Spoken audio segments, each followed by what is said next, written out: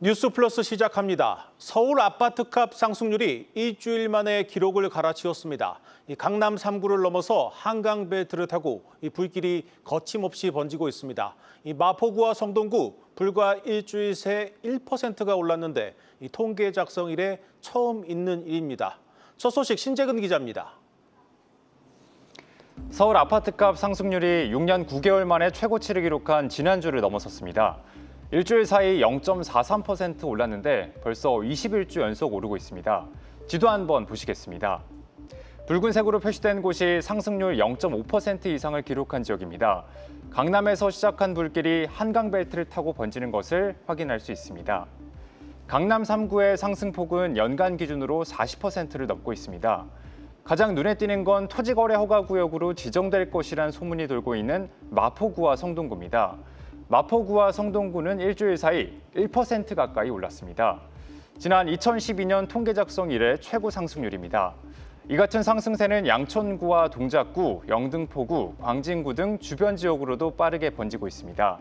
경기도 과천과 분당 등도 높은 상승세를 이어가고 있습니다. 지금 아니면 서울에 집을 살 수 없을지도 모른다는 불안감에 높은 가격에서 집을 사는 패닉 바잉이 서울 전역으로 번지고 있습니다. 부동산 대책을 내놔야 할 이재명 정부의 국토부와 금융위 새 내각 구성이 요원한 가운데 서울 아파트 쏠림 현상은 당분간 이어질 것이란 전망이 나오고 있습니다. 한국경제TV 신재근입니다.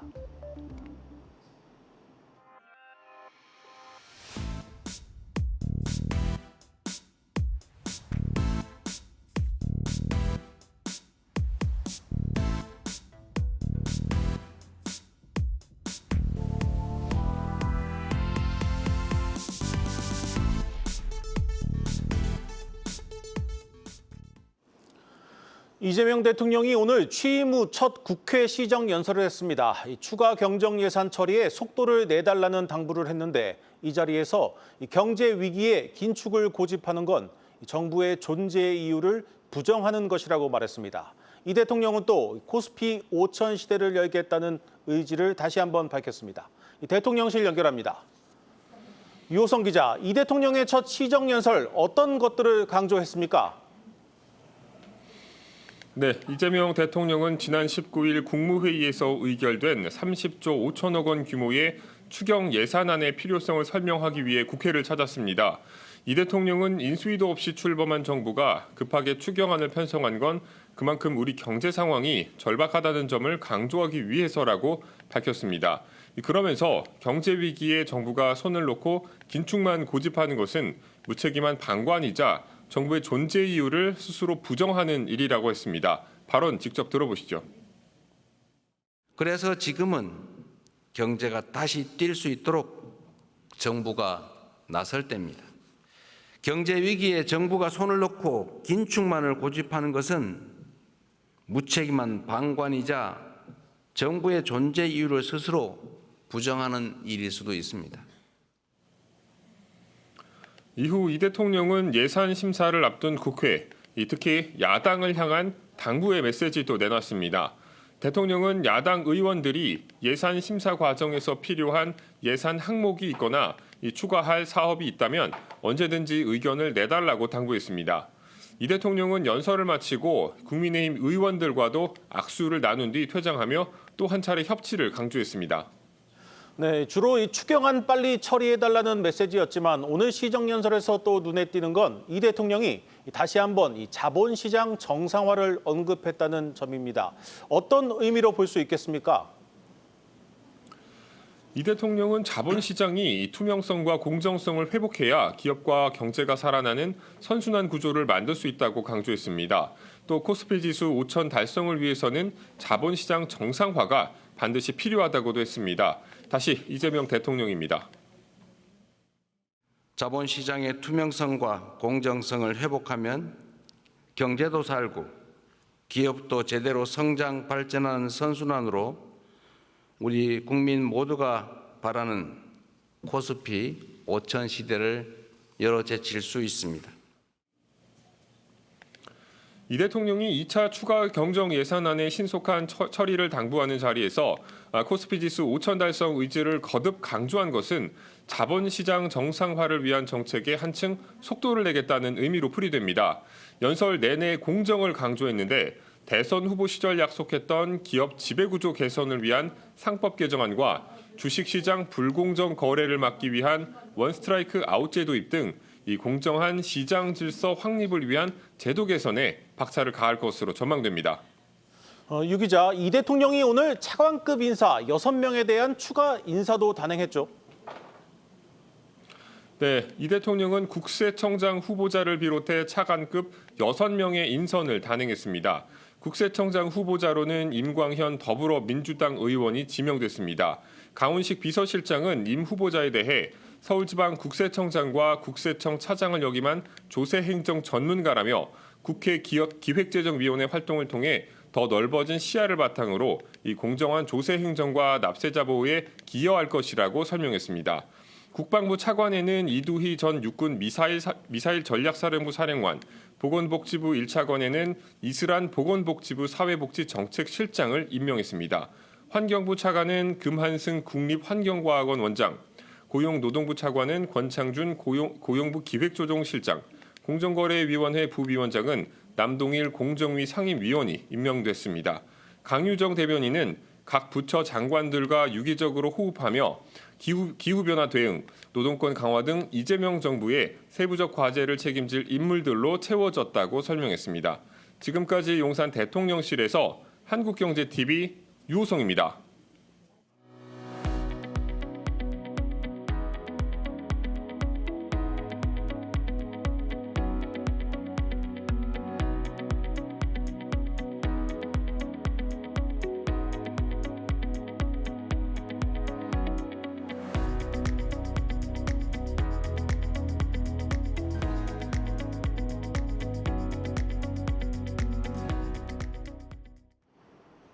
오늘 증시 이슈 짚어보는 마켓톡톡 시간입니다.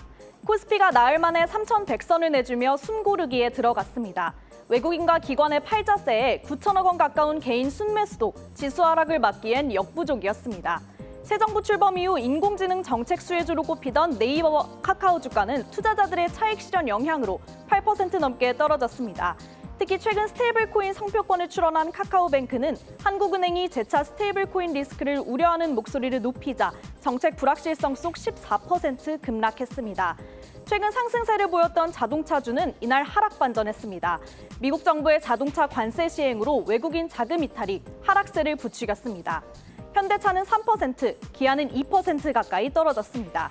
전반적인 하락장 속에서 SK하이닉스만 나홀로 질주를 이어갔는데요. 엔비디아의 로봇 기술 훈풍을 맞아 주가는 30만 원까지도 넘보고 있습니다.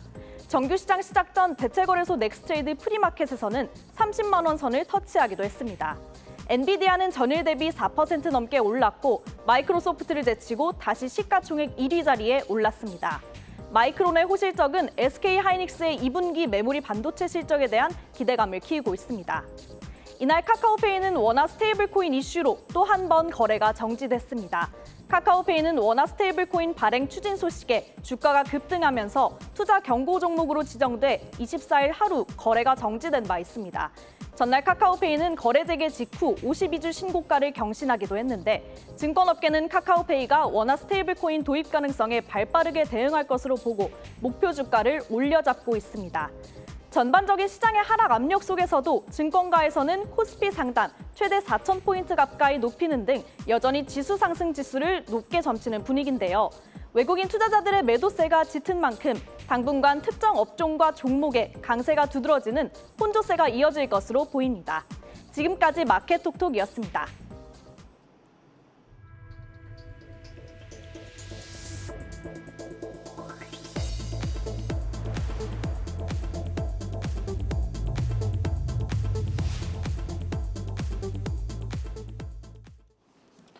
앞서 전해드린 것처럼 오르는 집값을 잡으려면 이 집을 더 지어야 하는데 지금 건설 현장엔 최악의 한파가 몰아닥쳤습니다.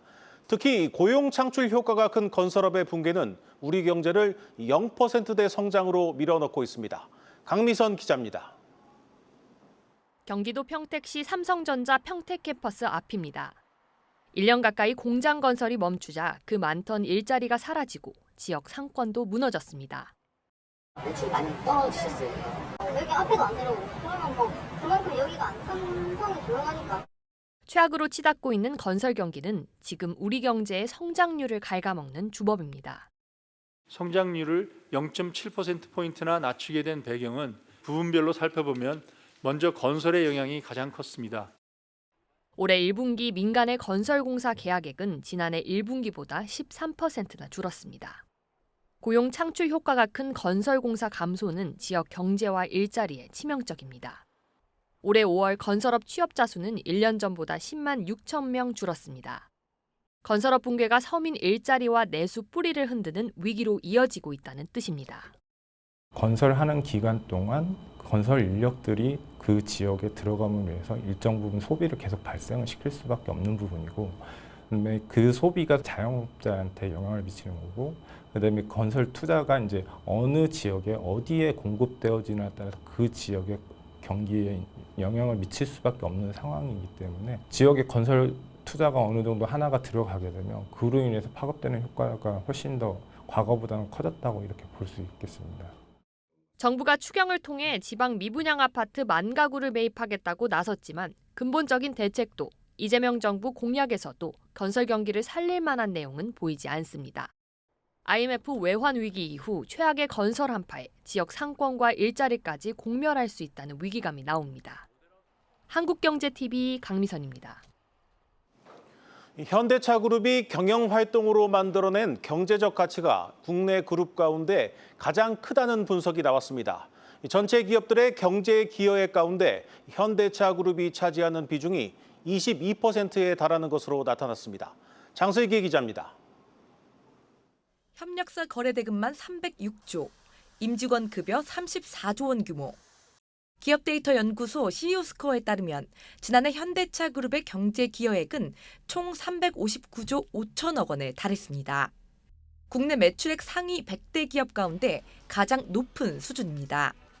경제 기여액은 기업이 경영활동으로 만들어내는 경제적 가치로 기업이 경제에 미치는 영향력을 평가하는 지표입니다. 현대차그룹의 경제 기여액은 전년보다 6.1% 증가했고 100대 기업 전체에서 차지하는 비중도 늘었습니다. 실제 현대차그룹은 국내 신규 생산시설과 물류 거점을 확보하며 성장 기반을 강화해 나가고 있습니다. 이에 따른 자동차 산업 고용 인원만 약 150만 명으로 경제 성장의 선순환 구조를 이어가고 있다는 평가입니다. 어려운 대외 여건 속에서도 글로벌 시장 존재감을 높이며 K자동차를 수출 효자 품목으로 만든 것도 큰 성과입니다. 현대차와 기아의 지난해 합산 판매량은 723만 대를 기록하며 3년 연속 글로벌 빅3에 올랐습니다. 여기에 고용과 투자를 포함한 한국 자동차 산업 수출의 생산 유발액은 약 2,400억 달러로 우리나라 주요 수출 품목 중 1위입니다. 다만 올해는 미국 관세와 더불어 전기차 판매 둔화와 같은 과제도 산적해 있습니다. 글로벌 시장에서 저희들이 이제 자동차 산업을 경쟁을 키워나가야 되고 내부적으로는 저희들이 이제 내수 기반의 어떤 경쟁력을 갖춰야 될 수밖에 없는 상황이거든요. 금융이라든지 그다음에 그 R&D 지원 이런 부분들이 좀 정부 차원에서 전폭적으로 지원해주면은 자동차 산업이 우리 경제의 핵심 축 역할을 해온 만큼 복합 위기를 돌파할 수 있는 정책적 지원이 뒷받침돼야 한다는 겁니다. 한국경제TV 장슬기입니다. 이마트와 롯데마트가 같은 날 동시에 새 점포를 열면서 눈길을 끌고 있습니다. 롯데는 경기도 구리에, 신세계는 일산에 먹거리에 특화된 매장을 열었습니다. 성나균 기자가 다녀왔습니다. 신세계그룹의 이마트가 고양시 일산에 선보인 스타필드 마켓 킨텍스점입니다. 도서관과 카페, 의류 매장이 한 공간에 모여 있습니다. 올리브영과 다이소 등 선호가 높은 브랜드는 면적을 최대 3배 늘렸습니다. 100만 명에 달하는 수도권 서북부 소비자들, 특히 가족 단위 방문객을 겨냥했습니다. 이마트가 제시한 미래형 매장으로 문화 휴식 공간을 더 확보한 것이 특징입니다. 지역 상권의 특성을 반영해서 저희 MD라든지 많은 그런 테너트들을 대폭 보강하여 지역 친화적이고 고객분들이 즐겁게 지내실 수 있는 그런 매장으로 새롭게 탈바꿈하였습니다. 리뉴얼 이전 대비 매출과 객수가 각각 36%, 12% 증가한 스타필드마켓 죽전점의 성공을 이어나간다는 목표입니다. 같은 날 롯데마트도 수도권 동쪽에서 맞불을 놨습니다. 식료품 특화 매장 그랑그로서리 구리점을 오픈한 겁니다. 매장 면적의 90%를 음식으로 채웠는데 인근 주민들이 몰려 입장 전부터 줄이 길게 늘어섰습니다. 구리 시민의 생활 편익 증진과 지역 경제 활성화에 기여하고자 오픈을 하게 되었습니다. 구리 시내에 대형마트가 입점을 하는 염원이 있었기 때문에 많은 기대와 강성현 롯데마트 슈퍼 대표도 직접 방문할 만큼 미래형 마트로의 전환에 힘썼다는 평가입니다. 강 대표는 그랑그로서리와 키즈, 패밀리 중심의 몰링형 매장을 결합한 차세대 모델을 제시했다고 설명했습니다. 실제 은평에 열었던 그랑그로서리 1호점은 전년 대비 식품 매출이 15% 증가하는 등 성과를 내고 있습니다. 롯데는 마트 슈퍼를 먹거리 중심으로 키워 오는 2026년 영업이익 1,000억 원을 달성하겠다는 청사진입니다. 내수 소비가 한계에 다다르며 오프라인 유통사들의 주름살이 깊어지는 상황. 신세계와 롯데는 그로서리를 강화한 미래형 마트를 통해 새 성장 동력을 발굴하겠다는 목표입니다. 한국경제TV 성나균입니다. 국내 1, 2위 가상자산 거래소가 비슷한 시기에 사업 재편에 나섰습니다. 이 두나무는 비상장 주식거래 플랫폼을 분할하고 빗썸은 내년 상장을 앞두고 지배구조 개편에 나섰습니다. 박찬휘 기자입니다. 국내 1위 가상자산 거래소 업비트를 운영하는 두나무가 오는 27일 주주총회를 열고 오경석 신임 대표 내정자를 사내이사로 선임합니다. 오 내정자는 3일 회계법인 회계사, 수원지방법원 판사, 대법원 재판연구관, 김앤장 변호사를 거쳐 의류업체 펜코 대표이사를 역임했습니다. 법률과 회계, 기업 경영에 걸친 다양한 경험을 바탕으로 제도권 진입과 글로벌 경쟁력 강화를 동시에 이끌 적임자로 평가됩니다. 이서구 현 대표는 오는 7월 대표직에서 물러나고 이후에는 두나무의 경영고문으로 활동을 이어갈 예정입니다. 이번 주총에선 두나무의 비상장 주식 거래 플랫폼인 증권플러스 비상장의 물적 분할 안건도 상정됩니다. 증권플러스 비상장은 올해 1분기 기준 누적 회원 140만 명, 거래 42만 건을 기록하며 국내 민간 비상장 주식 플랫폼 중 1위를 차지하고 있습니다. 두나무는 증권플러스 비상장을 물적 분할해 투자 중개업 인가를 받는다는 계획입니다. 오는 9월에 자본시장법 시행령 개정으로 비상장 시장 또한 이제 제도권에 들어가게 되는데 증권플러스 비상장 또한 이번에 분사를 통해서 본격적으로 제도권 진입을 위해 투자중개업 라이센스 인가 신청 예정입니다. 2위 거래소 빗썸도 다음 달 11일 주주총회를 열고 신설법인 빗썸A 설립을 위한 인적 분할을 추진합니다. 가상자산 거래소 등 핵심 사업은 기존 빗썸이 맡고 지주 및 투자 사업 부문은 빗썸A로 분리한다는 계획입니다.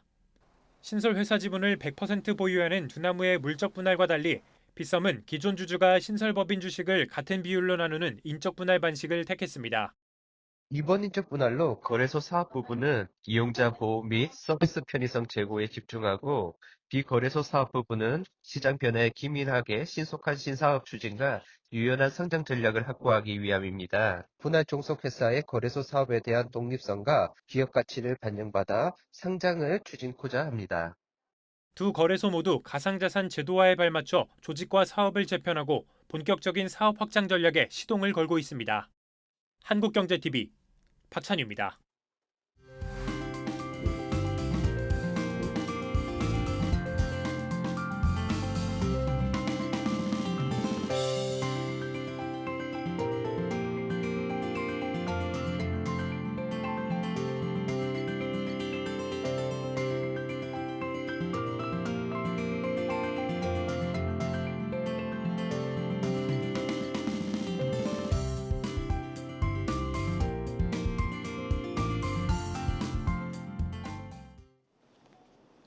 오늘은 제가 뉴스플러스와 함께하는 마지막 날입니다. 2023년 2월 20일 첫 뉴스를 시작하면서 했던 다짐들 잘 지켜왔는지 모르겠습니다.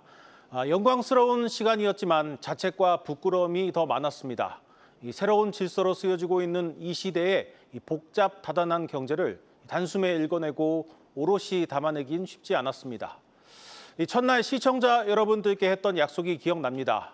인류 역사상 부자가 될 수 있는 기회가 가장 많은 이 가능성의 시대를 맞아서 그 기회를 여러분들과 함께 찾아가겠다고 말했습니다. 다행입니다. 많은 사람들이 비관적인 냉소를 할 때 용기와 도전을 택했던 사람들의 가능성이 지금 서서히 현실이 되고 있습니다. 투자의 시대를 활짝 열린 지금 뉴스 플러스를 떠날 수 있게 돼서 기쁘게 생각합니다. 저는 이제 다시 현장으로 돌아갑니다. 좋은 뉴스 만들겠습니다. 다음 주부터는 박혜린 앵커가 뉴스 플러스를 이끌어 갑니다. 지켜봐 주시기 바랍니다. 이제 마칩니다. 고맙습니다.